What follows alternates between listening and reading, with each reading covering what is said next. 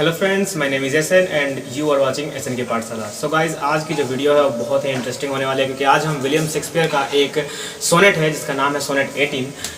अब ये बोलिए कि सोनेट 18 क्यों इसका नाम है, तो जाहिर सा बात है विलियम शेक्सपियर ने जितने भी सोनेट लिखे हैं उसको एक क्रम के अनुसार लिखे हैं और वो एक के बाद एक इसकी सोनेट आई है और इन्होंने टोटल 154 सोनेट लिखे हैं, जिसमें से ये भी एक सोनेट है। इस सोनेट को हम लोग लव सोनेट के नाम से भी जानते हैं और इसका जो पहला लाइन है वो है shall I compare thee to a summer's day, और यही इसका टाइटल भी है। तो आज की इस वीडियो में हम इस सोनेट को पूरे अच्छे से समझेंगे। इसमें न केवल हम इस सोनेट को लाइन बाय लाइन इसके मीनिंग को समझेंगे, बल्कि इसमें यूज़ होने वाले लिटरेरी डिवाइसेस को समझेंगे। उसके साथ हम इसके इनर मीनिंग को भी समझेंगे और सोनेट में आखिर जो सोनेट है सेल आई कंपेयर दी जो टू अ समर्स डे, तो इस समर को ही क्यों लिया गया है और किसको कंपेयर करना चाहते हैं विलियम शेक्सपियर, वो भी इस सोनेट में हम देखेंगे। तो बिना देर के चलिए स्टार्ट करते हैं वीडियो को। Let's begin.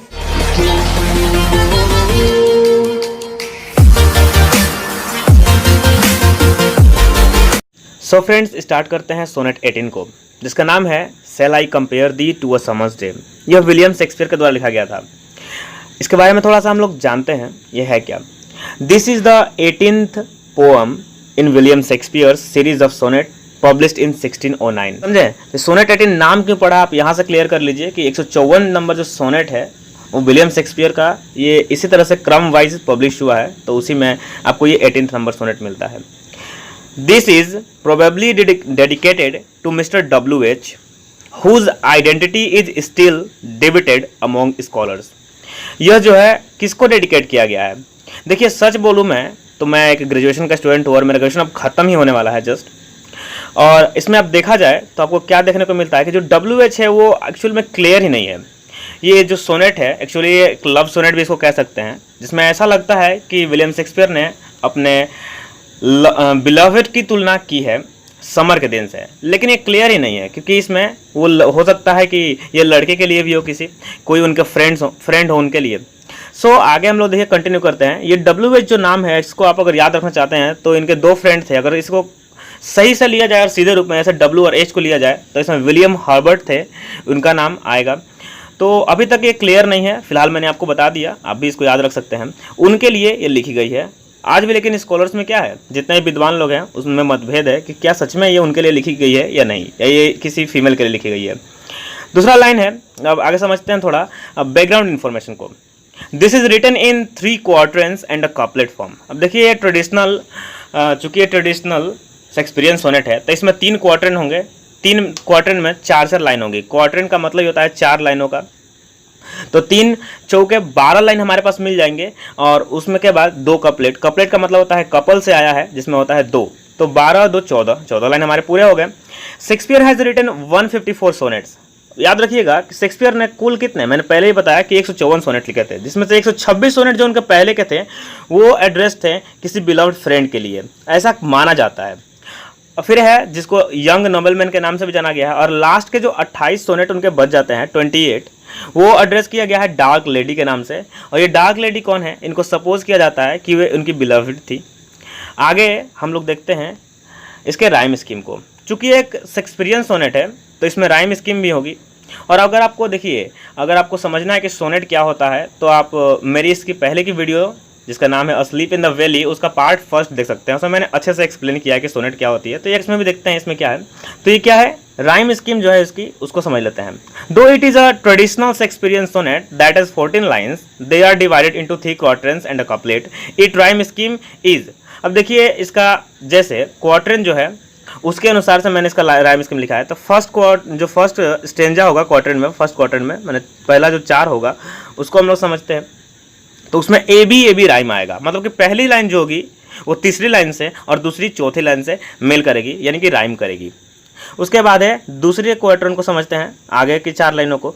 तो उसमें क्या मिलेगा कि उसमें जो पहली होगी फिर से वो तीसरी से और दूसरी चौथी से क्या करेगी, राइम करेगी। इस तरह से लाइनें राइम करेंगी और इस तरह से हमें आगे की क्वार्टरन में भी मिलता है जो 3rd क्वार्टरन है। और लास्ट के जी मतलब कि जो दोनों कपलेट हैं उन दोनों का राइम स्कीम सेम होगा। तो इस तरह से हमने इसके लिटरेरी डिवाइसेस को समझ लिया। अब हम थोड़ा से और इसके बारे में समझते हैं। जैसे कि देखिए ये लिखा किसमें क्या है, तो ये पेंटामीटर में लिखा हुआ है। अब बोलिएगा ये क्या होता है, तो आयम्बिक पेंटामीटर का मतलब होता है कि एक ही लाइन में 5 ऐसे सिलेबल्स मिलेंगे आपको, जोड़े मिलेंगे, जिनमें साउंड जो होगा वो अप एंड डाउन होगा, यानी कि डा डम ऐसे करके, डाडम डाडम ऐसे करके आगे बढ़ेगा, ठीक है। तो लेकिन 5 जोड़े होंगे इसके, तो उसी को कहा जाता है पेंटामीटर, क्योंकि वो 5 है इसलिए। पेंटा का मतलब ही होता है 5। तो राइम स्कीम समझ लिया आपने, इसके मीटर को समझ लिया। अब हम लोग स्टार्ट करते हैं इस पोएम को समझना। सो फ्रेंड्स, किसी भी प्ले को या किसी भी नॉवेल को या पोएम को पढ़ने से पहले हमें उसके राइटर के बारे में जानना बहुत ज़रूरी होता है। तो इसलिए मैं सोच रहा हूँ कि मैं आपको विलियम शेक्सपियर के बारे में भी थोड़ा बता दूँ। तो William Shakespeare was a great play right, poet and actor. इनका जन्म 1564 ईस्वी में और मृत्यु 1616 ईस्वी में हुई थी। जो ये इनका जन्म और मृत्यु दोनों यूनाइटेड किंगडम में है। सो विलियम शेक्सपियर क्या थे ये तो आपने समझ लिया। अब इनको क्या क्या और इनके बारे में जानते हैं, और इनके बारे में हम लोग और थोड़े से पॉइंट्स को भी समझते हैं। इनको विश्व में सबसे बड़े ड्रामाटिस्ट के नाम से जाना जाता था, अभी भी जाना जाता है। उनको इंग्लैंड का नेशनल पोएट और बार्ड ऑफ एवन के नाम से भी जानते हैं। इनका जन्म 1564 को यूके में हुआ और इनकी मृत्यु भी 1616 को इंग्लैंड यानी कि यूनाइटेड किंगडम में ही हुई थी। इन्होंने Macbeth, King Lear, Romeo Juliet आदि कई जो प्ले हैं उसको लिखे हैं, और वो आज भी वर्ल्ड वाइड स्टेज किए जाते हैं और प्ले होता है, और इन पर मूवीज़ भी बनी हुई है। इन्होंने जो सोनेट्स लिखे हैं वो भी काफ़ी प्रचलित हैं और उनको लोग बहुत ही इंटरेस्ट के साथ पढ़ते हैं। तो ये आपने राइटर के बारे में देख लिया। अब थोड़ा आप समझिए कि जो हमारा टेक्स्ट पढ़ने वाले हैं उसमें कुछ ऐसे वर्ड्स आपको मिलेंगे जिनको आर्केइक वर्ड भी कहा जाता है। उन वर्ड्स को जानना ज़रूरी है, क्योंकि उन वर्ड्स को नहीं जानिएगा तो आप समझ नहीं पाइएगा इसका मीनिंग क्या है। तो यहाँ जो वर्ड लिखा हुआ है दी, THEE, इसका मतलब जो मीनिंग है वो है योर। दाऊ का मतलब यू, आर्ट का मतलब यहाँ ऐसे कला होता है, इसका मीनिंग है, लेकिन ये आर्ट का यहाँ मतलब आर से है। हैथ का मतलब हैज़ या हैव, अब सिंगुलर होगा तो अब हैज़ और प्लूरल होगा तो हैव समझिएगा। दाई का मतलब योर। ऑवेस्ट का मतलब you have, it means you possess, तुम्हारे पास जो है, जो तुमने ऑन किया है। दाऊ का मतलब यू। वॉन्डरेस्ट का मतलब वंडर, टू वंडर का मतलब होता है भ्रमण करना, घूमते रहना किसी मतलब के बिना। और ग्रोएस्ट का मतलब ग्रो करना, टू ग्रो जिसका मतलब बढ़ना है ना। तो अब हम लोग स्टार्ट करते हैं स्टेंजा 1 से। इस पूरे पोएम को जो हमारा सोनेट है उसको एक लाइन बाय लाइन समझना स्टार्ट करते हैं। तो पहली स्टेंजा है, Shall I compare thee to a summer's day? Thou art more lovely and more temperate. मतलब क्या हुआ इन 2 लाइनों को हम समझते हैं कि क्या मैं तुम्हारी तुलना करूं, क्या मैं तुम्हारी तुलना करूं एक समर के दिन से। तो यहाँ फर्स्ट में ही क्वेश्चन से हमारा क्वेरी से स्टार्ट हुआ है ये स्टेंजा और ये सोनेट। यहाँ विलियम शेक्सपियर कहना चाहते हैं कि क्या वो अपने फ्रेंड जिसको यहाँ पर एड्रेस किया गया है या फिर उनके बिलव्ड की तुलना करें वो समर के दिन से या कि नहीं करें। इसमें ये भी बात है। Thou art more lovely and more temperate, मतलब तुम तो उससे भी ज़्यादा लवली, और टेम्परेट का मतलब होता है, देखिए स्वभाव में कोई चीज़ मॉडरेट अवस्था में रहती है, शांत रहती है, उसको बोलते हैं मॉडरेट हो। मतलब ना ही तुम जैसे समर अगर देखा जाए तो समर बहुत हॉट भी हो सकता है, और समर क्या हो सकता है, समर जब ख़त्म हो जाएगा तो डिम्ड भी हो जाएगा। सुबह जब सूर्य उगता है, दोपहर में जब चमकता है और शाम को ढल जाता है, इस टाइप का। लेकिन ये क्या है, इनकी ब्यूटी जो है वो मॉडरेट है उनके लवर की। Rough wind do shake the darling buds of May, and summer leaves hath all too short a date. मतलब कि रफ विंड्स। अब देखिए यहाँ समर क्यों लिया गया है, इसके पीछे का रीज़न जान लीजिए। क्योंकि जो इंग्लैंड है वहाँ पर समर जो होता है खास करके जून के बाद ही समझ में आता है हम लोग को, जून जुलाई और अगस्त, इन 3 महीनों में, और सब समय में ठंडी ही वहाँ पड़ती है। हमारे कंट्रीज़ में समर को देखा जाए यानी कि ग्रीष्म ऋतु को, तो यहाँ पर ग्रीष्म जल्दी किसी को पसंद नहीं आता, क्योंकि गर्मी बहुत ही कष्टदायी होने लगती है और बहुत ज़्यादा होती है। लेकिन वहाँ पर गर्मी को लोग इन्जॉय करते हैं, समर को इन्जॉय करते हैं और उसको बहुत अच्छे से मानते हैं, खुशियाँ समझते हैं इसके लिए। तो वहाँ पर इसलिए उसकी तुलना की गई है कि समर जो होता है उनके लिए बहुत ब्यूटीफुल होता है। तो उस ब्यूटीफुल बात को लेकर के ही यहाँ पर वो ब्यूटी जो स्त्री यानी कि यहाँ फीमेल भी बोल सकते हैं और मेल भी हो सकता है, मैंने पहले ही बताया कि वो इनके फ्रेंड भी हो सकते हैं, और क्या इनकी कोई मतलब किसी लड़की के बारे में भी ये प्रशंसा कर रहे हो सकता है, तुलना कर रहे हो। तो यहाँ बताया गया उसी के बारे में। तो बोल रहे हैं कि रफ विंड्स, मतलब रफ विंड का मतलब क्या हुआ, स्टॉर्म। डू शेक माने कि शेक मतलब होता है हिला देना, यहाँ होता है तोड़ देना, इट मीन्स किल कर देना। द डार्लिंग बर्ड्स ऑफ मै, यहाँ जो डार्लिंग वर्ड है बर्ड्स ऑफ मै लगा हुआ है, इसको भी समझिए। डार्लिंग बर्ड्स का मतलब क्या हुआ, डार्लिंग का मतलब होता है कोई प्यारा, और यहाँ बर्ड्स का मतलब होता है कली। जब फूलों से छोटे छोटे कलियाँ निकलती हैं मई के महीने में, उसको क्या करती है, गर्मी की जो हवाएं होती हैं वो उसको मार देती हैं, यानी कि तोड़ देती हैं। And summers lease hath all too short a date. यहाँ एक वर्ड है जिसको समझने लायक है, लीज। अब ये लीज क्या होता है, तो देखिए जैसे हम इसको ईजिली समझना चाहें तो समझ सकते हैं कि जब हम कोई भाड़े के घर में रहते हैं, मतलब किराया के घर पर रहते हैं, तो हमें एक ना एक दिन उसको छोड़ना पड़ता है।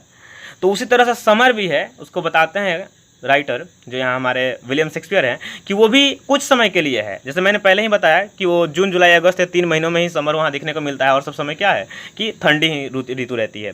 तो समर भी यहाँ ऐसे लग रहा है जैसे लीज पर हो, और वो क्या होगा, एक दिन ख़त्म हो जाएगा। तो इनमें अब इनका मतलब आपने समझ लिया इन लाइनों का। अब इसमें कुछ जानना है, जैसे कि इसमें समर जो है एक मेटाफोर की तरह यूज़ हुआ है लवर के लिए पोएम में।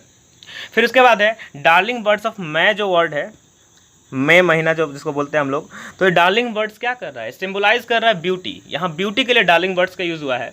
और यहाँ पर आगे में आप और समझिएगा। तो पहला हमने समझ लिया कि समर जो है वो मेटाफोर है, डार्लिंग बर्ड्स ऑफ मई भी समझ लें, और लीज का मतलब भी समझ लें। लीज का मतलब क्या, लीज तो इंसान को दिया जाता है किसी चीज़ को, उसको जो फिर लेते हैं किसी चीज़ को टेम्प्रोरी टाइम पर के लिए कोई चीज़ देना, लेकिन यहाँ पर समर को लिया गया है। आगे देखते हैं स्टेंजा 2 को। तो इसमें क्या है, sometimes too hot the eye of heaven shine. थोड़ा सा स्पेलिंग प्रॉब्लम हो गया यहाँ पर, शाइन का स्पेलिंग SHINES होगा, साइंस यहाँ स्पेलिंग मिस्टेक है, सॉरी फॉर दिस।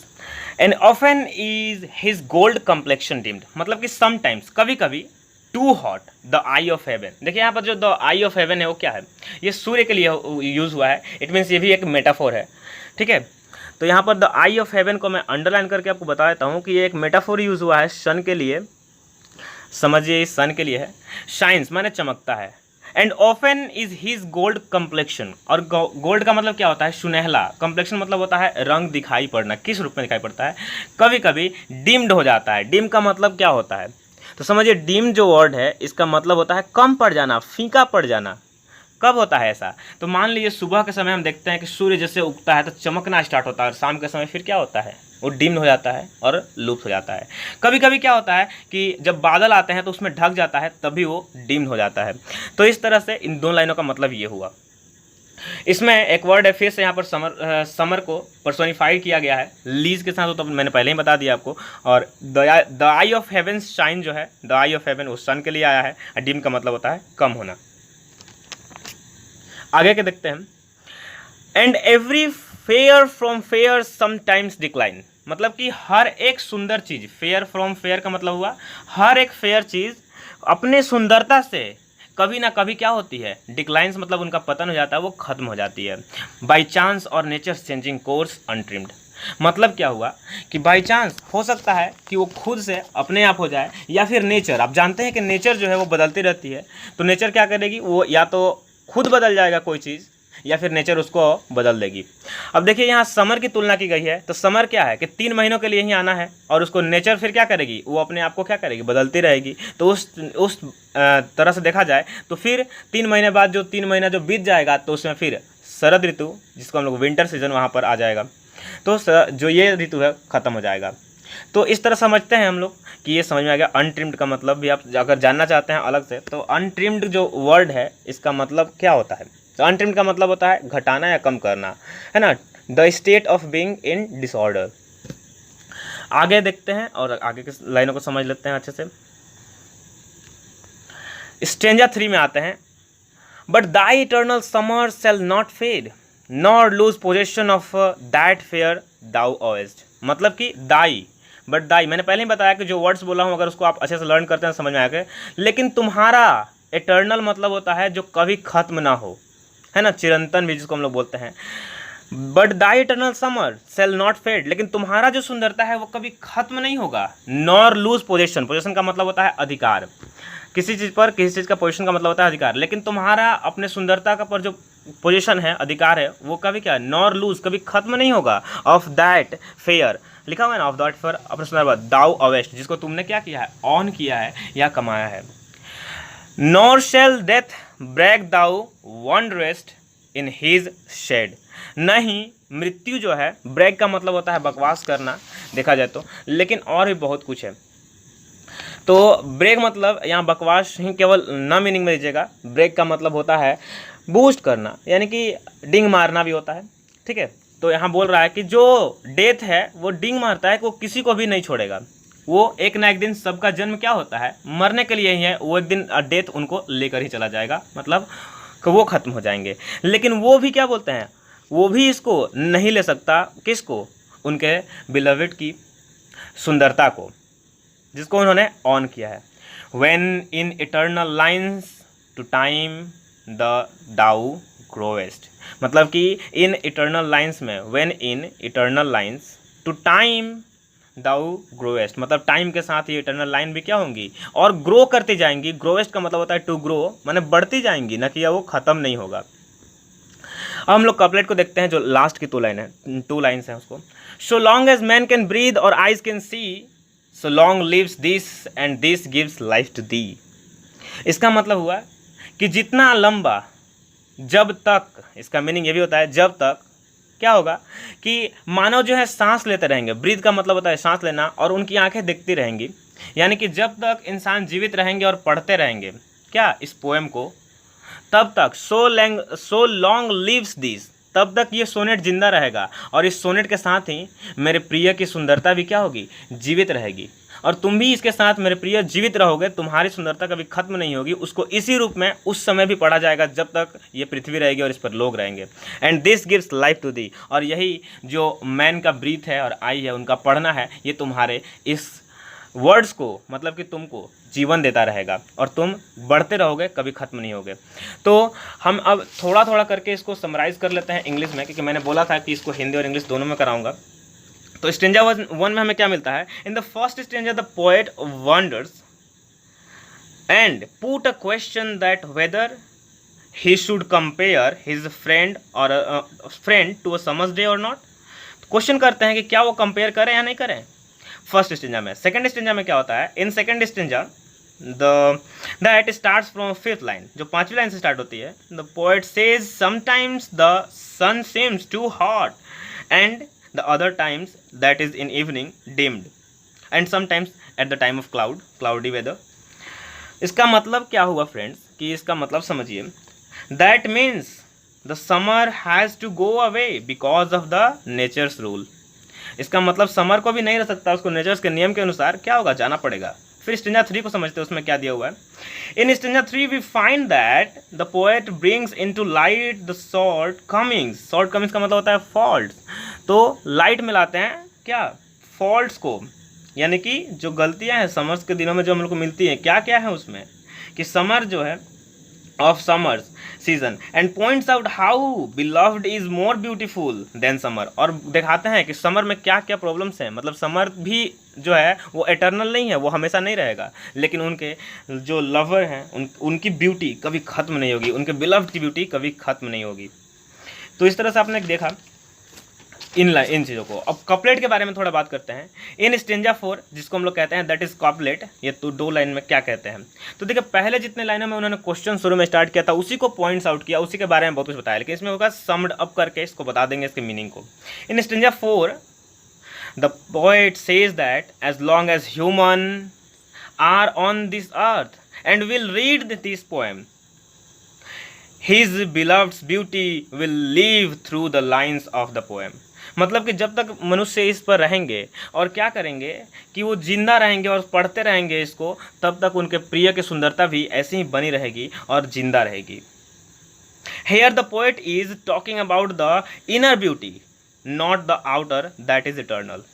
यहाँ पोएट बात किसकी कर रहे हैं, क्या वो चेहरे की बात करते हैं, नहीं, वो एटर्नल यानी कि इनर ब्यूटी की बात करते हैं, मन की बात करते हैं, जो कभी भी क्या होगा, मतलब मैला नहीं होगा, धूमिल नहीं होगा, वो हमेशा ही चमकता रहेगा और उसकी ब्यूटी सुंदरता बढ़ती जाएगी।